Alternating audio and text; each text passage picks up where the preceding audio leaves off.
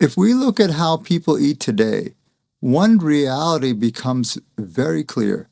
A large proportion of daily calories now comes from ultra-processed foods.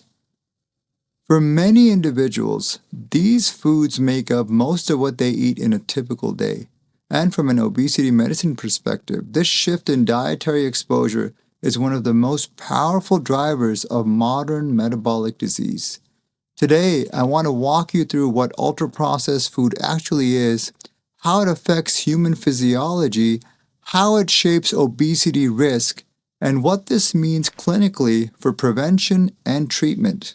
I'm Dr. Mohammed Paika, double board certified in internal medicine and obesity medicine. I've seen patients for more than 2 decades, and I've treated the downstream complications of obesity, including type 2 diabetes, hypertension, fatty liver disease, and cardiovascular disease. And over time, something becomes very clear. Obesity does not develop in isolation.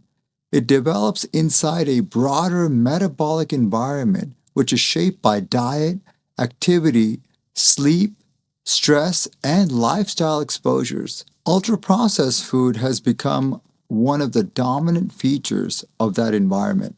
Before we go deeper, it's important to frame obesity correctly. Obesity is not simply excess body weight.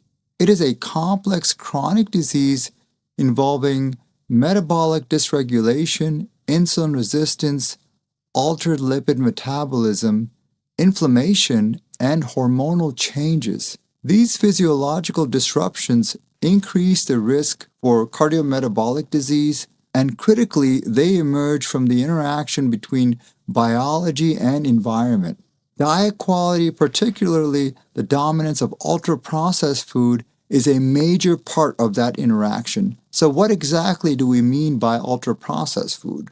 Ultra-processed foods are industrially formulated products created largely from refined ingredients rather than intact foods. They commonly contain refined starches, added sugars, refined oils, protein isolates, flavor enhancers, emulsifiers, stabilizers, and cosmetic additives. These foods are engineered for long shelf life, convenience, low cost, and strong palatability. They often resemble food visually, but structurally and biologically, they differ substantially from minimally processed foods. To understand the scale of exposure, consider that in many modern populations, ultra-processed foods account for over half of calorie intake. That means daily eating patterns have shifted away from traditional whole foods, more towards industrial formulations. Human metabolism evolved in a food environment dominated by minimally processed foods, foods that require chewing, digestion, and metabolic regulation consistent with natural satiety signals. The modern dietary environment is fundamentally different from that evolutionary context, and that's the problem. Obesity develops when energy intake chronically exceeds energy expenditure, and when metabolic regulation becomes impaired. Ultra-processed foods affect both sides of that equation. They tend to increase calorie intake and they interfere with satiety and metabolic signaling. Over time, this combination promotes weight gain and adiposity accumulation. One major feature of ultra-processed foods is energy density.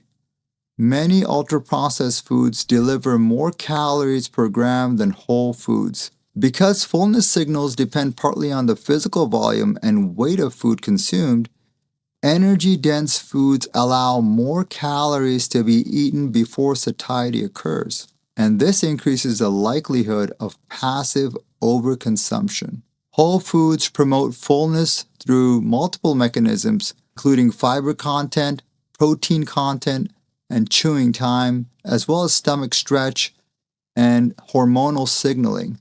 Ultra-processed foods contain less fiber and altered texture. They're easier to eat quickly and require less chewing. These characteristics weaken normal satiety signaling and can lead to increased intake without conscious awareness. Let's talk about a study. One of the most important studies that helps us to understand this comes from a controlled feeding trial conducted at the National Institutes of Health. In this study, participants lived in a metabolic research unit where everything they ate was measured. They stayed for 4 weeks. For 2 weeks, they were given a diet composed mostly of ultra-processed foods. And for another 2 weeks, they were given another diet composed of minimally processed foods, whole foods. Both diets were matched for calories offered, macronutrients, sugar, fiber, and sodium. Participants could eat as much or as little as they wanted. The results were striking. During the ultra-processed phase, participants consumed about 500 more calories per day than during the minimally processed phase. That's remarkable. No one instructed them to eat more. They simply ate until satisfied. During the ultra-processed phase, they gained weight, and during the minimally processed phase, they lost weight. The main difference between diets was the degree of processing. The foods themselves changed intake behavior. Participants also ate the ultra-processed meals faster, which likely reduced satiety signaling and allowed more calories before fullness. This study demonstrates in a controlled human setting that ultra-processed food formulation itself promotes increased intake and weight gain. Beyond satiety, ultra-processed foods also affect glucose regulation. Refined carbohydrates in these foods digest rapidly. This reduces sharp rises in blood glucose followed by large insulin responses. Repeated exposure contributes to insulin resistance. Insulin resistance promotes fat storage, especially in visceral adipose tissue, which is strongly associated with metabolic disease. Added sugars, particularly fructose, are metabolized primarily in the liver. When intake is high, excess fructose is converted into fat. This promotes fatty liver, visceral adiposity, and abdominal obesity. Abdominal fat carries greater cardiometabolic risk than fat stored elsewhere in the body. Visceral fat is also not simply passive storage. It is metabolically active tissue that releases inflammatory mediators during insulin sensitivity, vascular function, as well as lipid metabolism. And chronic low-grade inflammation links obesity to cardiovascular disease as well as diabetes. Now, dietary patterns rich in ultra-processed foods promote visceral fat accumulation and inflammation. Another mechanism involves reward signaling. Ultra-processed foods are engineered to maximize sensory appeal. They combine sweetness, saltiness, fat texture, and aroma in ways that strongly stimulate reward pathways in the brain. Eating becomes driven partly by palatability rather than physiological hunger. This shifts intake regulation away from internal signals towards external clues. Diet also shapes the gut microbiome. Ultra-processed diets tend to be low in fiber, low in plant diversity, and contain additives. These features are associated with reduced microbial diversity and altered gut signaling. Changes in the microbiome may influence inflammation, energy harvest, and metabolic regulation. Now, from an environmental perspective, ultra-processed foods are now embedded throughout daily life. They dominate supermarkets, restaurants, schools, and workplaces. Why? Because they're convenient, affordable, heavily marketed, and widely available. Because the exposure is constant, it feels normal, but normal does not necessarily mean metabolically optimal. Obesity develops through interaction between physiology and environment. The modern food environment provides continuous exposure to highly palatable, energy-dense foods. This exposure interacts with biological regulation systems that evolved under very different dietary conditions. Understanding this interaction is central to obesity medicine. Long-term consumption of ultra-processed foods is associated with weight gain, visceral fat accumulation, insulin resistance, and cardiometabolic disease. These outcomes reflect a cumulative exposure over years rather than isolated meals. Now, clinically, it's important to recognize that health risk in obesity depends on not only on total fat mass, but also on fat distribution. Abdominal adiposity carries higher cardiometabolic risk.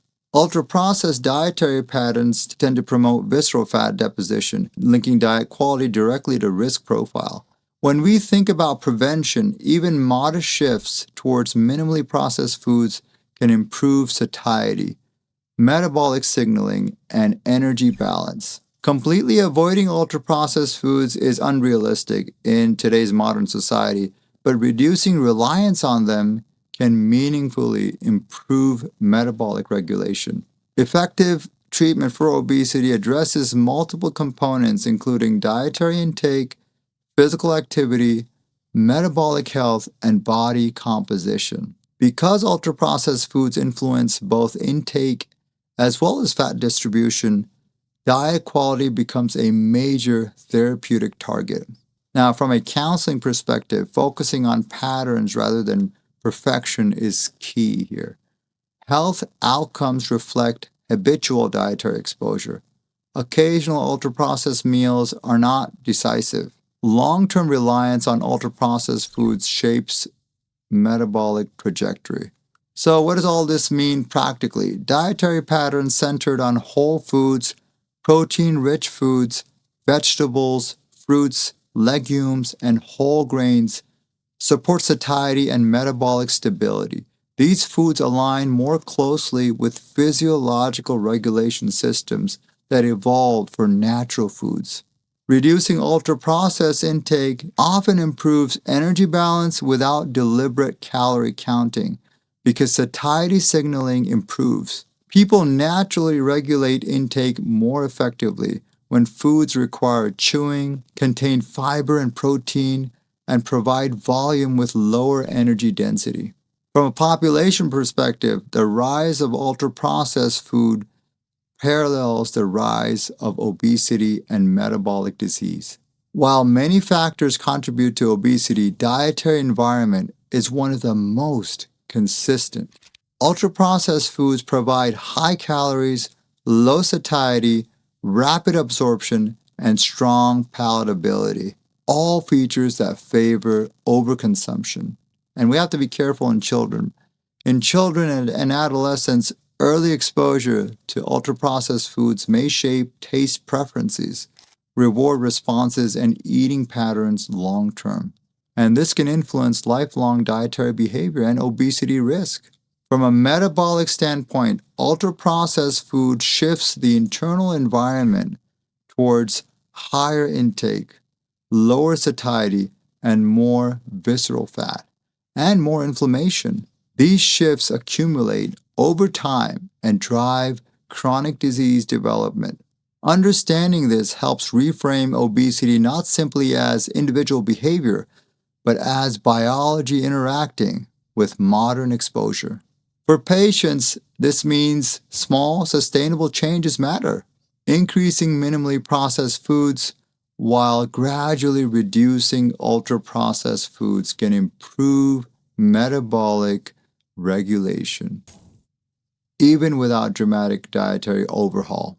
From a clinical messaging perspective, emphasizing food quality rather than restriction often improves adherence. Encouraging whole food patterns supports satiety and metabolic health without focusing solely on calories. Now, in summary, ultra-processed food is now a dominant component of modern diets. Its biological effects help explain many features of the obesity epidemic, including increased calorie intake, visceral fat accumulation, and metabolic dysfunction.